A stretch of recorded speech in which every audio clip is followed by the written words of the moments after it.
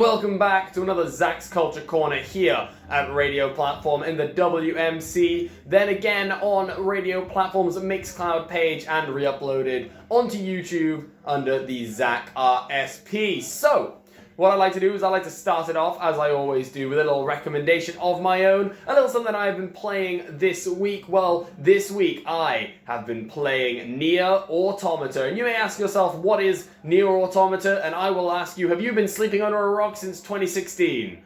Well, maybe not 2016, 2018 definitely. Nier Automata is the sequel to Nier, surprisingly, which is, they're very separate games. But Nier Automata is a game based in the far future where humans are all gone and the world is run by machines, by these androids, which for some reason don't count themselves as machines, and then the robots, which are the machines. You play as Android. You play, in the first part of the game at least, you play as the the protagonist, which is 2B, and you're aided by your buddy 9S. You meet them in the prologue. The prologue is amazing. I'll tell you about that in a little bit. But it is an RPG, essentially. It is third person. It's from Platinum Games, which means there's going to be a lot of Bayonetta-style dodging and constant bullet rain from you, specifically. If you don't know what Nier Automata is, though, it's strange because it was a very big deal when it came out. It was just all over the place. The game itself is amazing. I've been playing it a little bit. I haven't played very much of it. I played the prologue and a bit of the first couple of sort of open areas. It's very fun. It's a very fun game. I enjoy it a lot. The only thing that is that I don't enjoy about the game is it wasn't ported to PC very well. Obviously, it was made for console and then it was sent to PC. It's not made very well for use with PC controls. You'd want to use it with the controller. That's my only criticism, realistically. The game itself is amazing. I really love it. So again, I said you play as 2B. Yeah, there is a lot of Bayonetta-style dodging in there, which time isn't a thing, but if you do pull off a perfect dodge, it does sort of pause the game slightly, or freeze time slightly, so you are able to get out of the way of it better. So there's that as well. It does rely heavily on bullet rain style from you, so you've got your little robot guy. And basically when you're fighting, you're encouraged to constantly hold down the shoot button, because shooting bullets doesn't interact with your combos like it does in Bayonetta. So you've basically got to constantly be shooting so that you can basically block the bullets that are being fired at you so that you're able to pull off combos without being interrupted and taking damage. Because even in the prologue, you take a lot of damage. You're given about 20 healing items which automatically activate every time you take a certain amount of damage, but you do take a lot of damage if you get hit by the bullets. So it's highly encouraged to just keep firing and to not stop firing, because if you do stop firing, then you will be, you'll be blown up. So there's that issue. But, it's fun. I really enjoy it. The gameplay is fun, the combat mechanics, while it is definitely a Platinum Games game, it doesn't feel too clunky, and it doesn't feel like it's just ripped directly from Bayonetta, which is the most prominent Platinum game, shall we say. It's fun, though. I actually really enjoy it. It's got a little something to it that most games don't have, and I think that's the little sprinkling that Platinum Games puts in all of their games. It just feels new, even though the game is a couple of years old at this point, or maybe a year old. I'm not necessarily sure 100% when it came out first, but it doesn't feel clunky or old, even though I'm playing it quite a while after it's been released, and when a lot more high-tech games have been brought out. It doesn't feel to me that it's some kind of, antique. It feels relatively new, and if I play it with a controller, the controls are smooth and they're clean. When I play it with PC a little bit, it does waver, but aside from that, everything seems pretty good with it. I enjoy it quite a bit. I enjoy the combat style and gameplay, and just everything about it is something fun to enjoy. The prologue itself is relentless. The way that the death system works in the game is every time you die, it basically fast plays the credits. It says all the androids were wiped out, the machines ruled the world, and then it basically fast forwards the credits for you, it plays them on fast forward, and then it boots you back to the start menu. So basically it's a way of the game saying, listen, you're going to have to reload your most recent save. A bit convoluted, but fine, whatever. The only difference is this game doesn't run on an autosave system. Autosaves aren't in the game unless you die. Then it automatically saves when you've died, so you can't just go back. So basically, it's you've got to be really careful, and you've got to save quite often, because otherwise you're going to be sent back hours of progress because you haven't saved. That's why you've got to always remember to save for any sort of fight, because you can't save in fighting either. And then, the prologue's relentless, because the prologue, if you skip all of the cutscenes, because, let me tell you, you're going to be doing the prologue a couple of times, if you skip all the cutscenes, the prologue's about 20, 25 minutes, but the boss battle at the end is absolutely relentless, the game operates on a 2D and a 3D plane, so you'll be transitioning from 2D to 3D playing quite often. The main boss fight operates mainly on a 2D plane with a bit of 3D platforming involved, but you will die a lot. It's like bullet hell, bullet storm style from them as well. So you'll die quite often, and because you can't save midway through the prologue, oh, did I not mention that? Sorry, I forgot. Yeah, you can't save in the prologue. You have to do the entire prologue in one run, otherwise it kicks you right the way back to the start. It is brutal. But manage to get through it, and it's really worth it because the stuff after it is great. Like, the game itself is amazing. You just gotta get through that initial slog, and realistically that's good because it tells you this game is not kidding around. Like, this game will just take every opportunity to murder you in your sleep. Like, it's amazingly difficult, that first, like, little bit. And I think that's good because the game's actually telling you, listen, you bought a challenge. Here's your challenge, and it's already challenging you. So definitely a game I'd recommend, highly recommended game. When it came out and even now, it doesn't feel old, it feels new. Just go play it. That's Nier Automata. I play it on PC, but it is on all consoles, so you should just go check it out. So we have a little something that has come out very recently for you. So basically, have you heard of the Duke Nukem franchise? You have? Of course you have. It was massive. In the 90s, that was the game. You wanted a first-person shooter adventure, you played Wolfenstein or Duke Nukem. You played one of those two. We don't speculate. It's not like a console war or anything. But yeah, you either played Wolfenstein or Duke Nukem. And then, Duke Nukem, very ungracefully, made its jump to 3D with the critically acclaimed failure Duke Nukem Forever.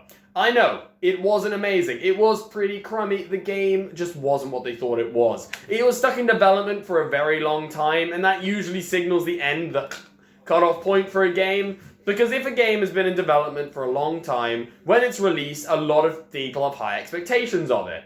And then if it doesn't hit those expectations, then the game usually goes down the drain. So, Duke Nukem Forever was one who reached such a fate. It was in development for a very long time, making the jump to 3D and flopping. It only got a 3 out of 10 from GameSpot and a 54 on Metacritic. And then IGN rated a 5.5. It was a critically acclaimed failure. Fast forward to the very present year of 2020, and guess what? It's had a re-release. And that release has been onto PC. Duke Nukem games are not known to be on PCs. They are known to be console titles. So it's a very big deal that a Duke Nukem game has been released onto PC. But it doesn't mean that it is going to be good. As I said, it is Duke Nukem Forever we're talking about. I'm not 100% sure if they've changed anything, except just hoping that the nostalgia of a game that was god-awful back in 1997. I mean, no, that wasn't even when it was released. That was when it entered development. So it was in development for a very long time. That is a good 14 years that was in development for. Like, that's development hell right there. So as I said, Duke Nukem Forever was in development hell for 14 years. Was then released in 2011 to just shocking reviews, and now it's had a re-release onto PC, where I think very little has changed. I think it's just hoping to ride that nostalgia train from 2011 onwards onto a more different audience. Or, like, I wouldn't say different, just a more forgiving audience. I don't know, though. I don't think very much has changed about it, and quite honestly, I wouldn't be surprised if it hasn't changed at all. The company that made it, I don't think they're willing to put even more development time into it. And it just wasn't a very good game to begin with, but they're hoping the nostalgia will drag it through and get a couple more sales off of the back of it. Especially since it is being released onto PC, where there are significantly more gamers who remember the 90s, when Duke Nukem was at its prime. So, I don't know. If you like Duke Nukem and you play on PC and you never got the chance to play Duke Nukem Forever, maybe give it a go. But you know what? Personally, I would give this one a swing and a miss. So what's coming out this week in terms of movies? Well, the long-awaited Disney Pixar's Onward is coming out. Now, if you don't know what Onward is, I have somehow been seeing adverts for this all over the place. Nobody has been this hyped up for a Disney Pixar movie since Toy Story. So Onward is basically the story of like a magical fantasy land, two brothers played by Tom Holland and Chris Pratt, which is probably the reason why this movie has been so bigged up, because of that cast. I mean, if that cast was in any other movie, I'd be all over it. It's just because I'm not a massive, I like the old Disney Pixar stuff. I'll give this movie a try, but the new stuff doesn't really float my boat as much. But anyway, so this is about a fantasy land, and these two brothers go on a quest to save their dad.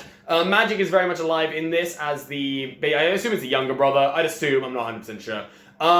Knows how to is like learning to use his magic staff to try and bring his dad back. It's very interesting. Like, the premise is good. I'm just not a massive fan of the new Disney Pixar movies. You can sue me. I love Disney, and new Disney are doing some great things. Just Disney Pixar are gonna a little bit off. But you know what? I'm looking forward to seeing what they do with this movie. I'm gonna give it a try. Maybe I'll enjoy it. Maybe I will. I mean, with Chris Pratt and Tom Holland playing the two main characters, like, you really can't go that wrong. Even if it is a bit of a flop in terms of movie-wise, the cast are amazing, so it's definitely not their fault. So that's coming out on March the 6th, that is this Friday, so if you do want to check that out, you can. It'll be in all good cinemas, and all cinemas, based on what I've seen recently. When I went to the cinemas, pretty much all of them had, like, trailers for this thing. Like, it's mad how big this movie has gotten, for a kids movie, at least. Like, it's very rare that kids' movies get this big, or, you know, get big in general. So a little something for you anime lovers out there. I like to sprinkle a little bit of difference. I've talked about some movies, now to talk about a few things otherwise. Kuroko no Basket. By no way a new anime, quite literally translated into the basketball that Kuroko plays. It's not in any way new, as I've said, but whenever somebody asks, what's an anime, you know what you show them? You show them something from Kuroko no Basket. Kuroko no Basket is a basketball anime, it's a sports anime, which are never the most popular animes, but it is a really good one. It is your quintessential power trip anime gone mad. There are 6 very special people who can play basketball incredibly well because they each have some sort of God-given ability, but somehow they're still only normal people. Whenever somebody says, oh, what's an anime? You show them one of these basketball plays because they are mad. These people are glowing, running from one side of the court in absolutely seconds, and it is glorious viewing. I absolutely love it. It's something that I look forward to going home and watching when I get the chance. This is a brilliant show. So the main character, Kuroko, he has the ability to basically decrease his presence. He's already got a lack of presence anyway, and he can make it even less. And you know how he uses that. He can't shoot, he can't dribble, but he can pass. So what he does is he uses his lack of presence to get inside the enemy, to get real close, so that when somebody passes the ball, he can intercept and do a quick flick pass to somebody else, passing it off the floor over them. He does the alley-oop where he throws it, it misses, and someone else comes in and dunks. Like, it's absolutely amazing. I've only watched about 6 episodes so far, and I am hooked. Like, this thing is brilliant. They've just beaten one of the Generation of Miracles, the thing I'm watching, and he was the guy who has the ability to literally just copy any play by looking at it once. He just looks at it and he can do it better. He does it to one of the other main characters, and it's just amazing to watch. And then in the last seconds, he has like some sort of magic overboost ability where he just gains back all of his strength that he used in the other 3 quarters. Like, it's just madness. It's mad, I can tell you that right now. But it's amazingly compelling viewing. Like, anybody who likes watching any kind of anime can enjoy this one, because it's boiled down essentially. If you remove the basketball element and just keep it with the people and their abilities and what they do, it is essentially, it's the quintessential anime formula, and it's exactly what an anime should be.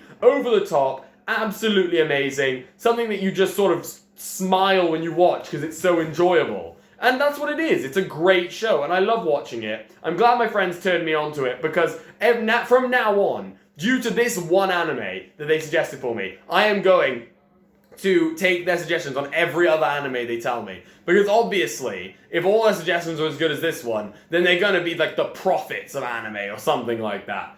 It's brilliant though. Like, honestly, you need to watch it. It's such an amazing feeling when you're... It's odd to talk about a show like this, but it is just something. It's like, if you're like me and you've been watching anime from a very young age, you've seen how it all evolves and the different types of it, but you know what it is at its core, and you know what it should be, and Kuroko no Basket is essentially what it is. It's what anime should be. It's anime boiled down to its purest form and then poured on top of a basketball game. Like, it's some kind of magic in there that makes it so brilliant, and I love it to pieces. It's something that I will watch again and again and again. 3 seasons, which I'm happy about, because when an anime only has 1 season, it goes so quickly. Like, Angel Beats was gone in a couple days, and I was so upset when I finished that. I nearly cried in the middle of school. Like, it was that sad, the ending of Angel Beats. So, I don't like it when it's gone too quickly. 3 seasons is just enough, plus a couple movies, which I will definitely be watching. After watching that amazing My Hero movie, it's really got me like, oh, anime movies are great. So yeah, it's brilliant. Like, if you are the kind of person who just loves watching anime when it's pure and just what it should be and what it should have always been, then watch Kuroko no Basket, because honestly, you will love it to pieces. And I can guarantee that is a Zach Davis promise right there. That if you're the kind of person like me that's been watching it from a young age and you know what anime should be in your heart, then you will absolutely love Kuroko no Basket, and that is a Zach Davis guarantee. Sadly, we have come to the end of another Zach's Culture Corner for this week. But do not worry, there are plenty of other ways you can catch me doing my thing. I do a show at Rookwood Sound on a Saturday from 12 until 2. Every Saturday, I'll be there this Saturday. Hopefully you will too. This show will be re-uploaded onto the radio platform Mixcloud page, where you can catch all of my shows and, of course, all the others from the amazing radio platform family, such as Dan's 5-10-20 show, which was just before this one. And, of course, it'll be re-uploaded as the Zach's Culture Corner podcast onto Zach RSP, which is my YouTube channel. That being said, thank you very much for listening if this is your first time listening, and even if it isn't, thank you. Your listenership is always very much appreciated, and there's nothing left for me to say, but I will see all of you in the next one. Goodbye.